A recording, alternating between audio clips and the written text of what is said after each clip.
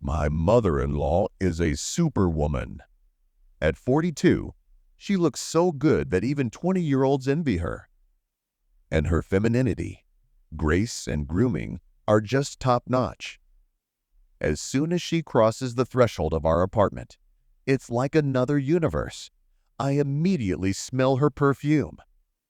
No, my wife is also very beautiful, but she is just a my girl in jeans and a t-shirt. And then it happens. My wife is pregnant. Everything seems fine, but she was put on bed rest, and I found myself alone with my mother-in-law for a few weeks. That day, I came home early from work and settled down on the living room couch, lazily flipping through the channels. After a while, my mother-in-law showed up. Without taking off her shoes, she walked into the living room and sat down next to me. "I've had enough of running," she said, leaning back in her chair and swinging one leg over the foot. "I'll sit for a while, and then I'll cook something." "Have you eaten yet?" she asked. I just stared at her, mesmerized. The whole world seemed to disappear. I quickly looked away, pretending to be absorbed in the television. "Jake, I brought a movie. Can we watch it tonight?" "Yeah, sure, Cynthia," I whispered. After a moment, I came to my senses and tried to focus on the TV, but my thoughts were elsewhere. After a while, my mother-in-law stood up and said, "I'm going to go change, and then I'll cook something." "Yes, of course, Cynthia," I reply, giving her a quick glance. But it didn't end there. Soon, she returned. "Look, Jake, what I bought for Karen," she said from the doorway. "I want your opinion. Will she like it?" The short robe fit her slender figure perfectly. For a second, I even thought my wife was standing in front of me. The mention of my wife finally brought me to my senses. I complimented Cynthia on her excellent taste and told her that I thought Karen would like it. Fortunately, my mother-in-law did not test my patience further. She left the living room and started cooking. After a while, she called me over to the table. And what did I see? There was a bottle of whiskey on the table. "What's the occasion, Cynthia?" I asked. "It's been a long day at work, Jake. You need to relax." I didn't even bother to object, just nodded in agreement. We sat down at the table, talked about this and that, and drank together. Then, grinning, my mother-in-law asked, "Jake, aren't you having a hard time? Karen's in the hospital, and you're all alone. You must be lonely, right?" "Yeah, I miss her a lot." "I can't wait for her to come back," I reply. "So, Jake, if you ever need anything, just let me know. I'll help you in any way I can," she said, smiling slyly. "Thank you, Cynthia. You've already done a lot for us. Let's go watch that movie you brought." I took her hand, and we went to watch the movie. It turned out to be a love story, and we watched it all night without a break. Let me tell you, I have never seen a movie like that before. The next day, I woke up late, completely exhausted. I decided to call work and stay home. When the smell of freshly brewed coffee and bacon wafted through the house, I headed for the kitchen, still in a light haze. Cynthia stood there with her back to me, wearing an apron, looking like the perfect housewife.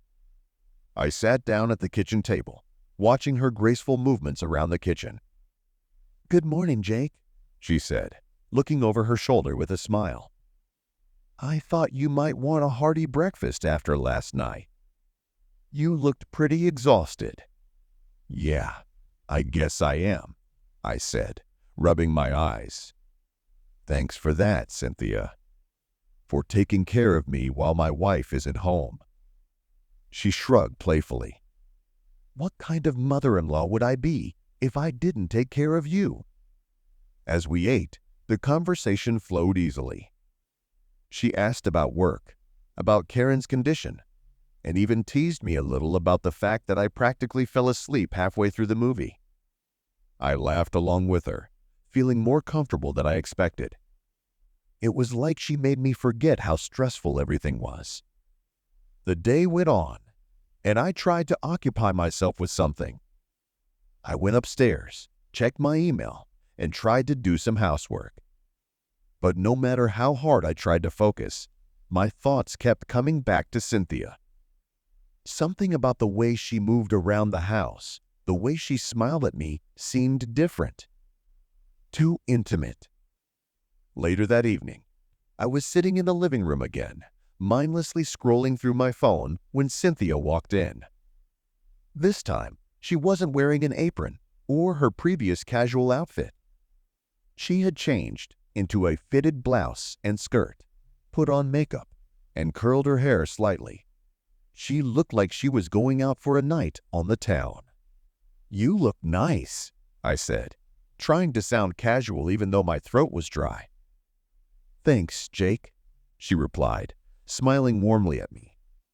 I felt like dressing up a little. "It's been a while since I've had an excuse, you know." She walked over and sat next to me on the couch, her perfume filling the air again. I shifted in my chair, trying not to look too distracted by her sudden change in appearance. "Are you okay?"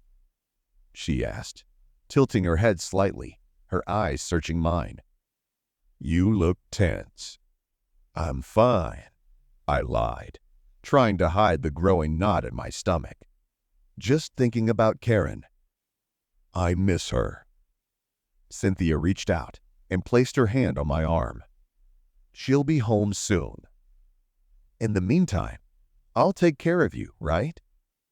Her words, though quite innocent, hung in the air with a strange heaviness. I tried to brush it away, but the warmth of her hand remained on my skin. She didn't remove it, and neither did I. We sat in silence for a while, the tension between us building.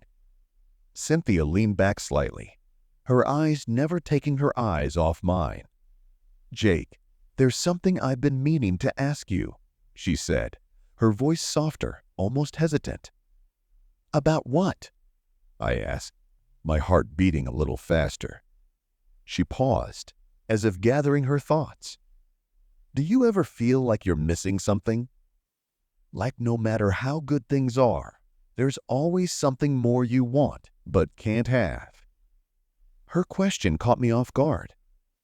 I wasn't sure if she was talking about herself or something else, but either way, it hit a nerve. I wanted to deny it, brush it off, but I couldn't. "I don't know," I muttered, trying to keep my voice calm. "I guess sometimes." Cynthia smiled, but there was something different in her eyes, something I couldn't understand. "I guess so," she said softly, her hand still resting on my arm. "But sometimes you don't have to miss it, Jake. Sometimes it's right in front of you. You just have to be ready to see it." I stared at her, feeling the room close in around me.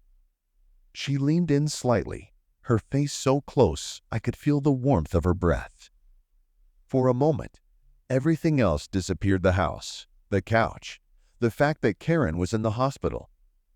All that was left was Cynthia, her eyes watching mine and waiting.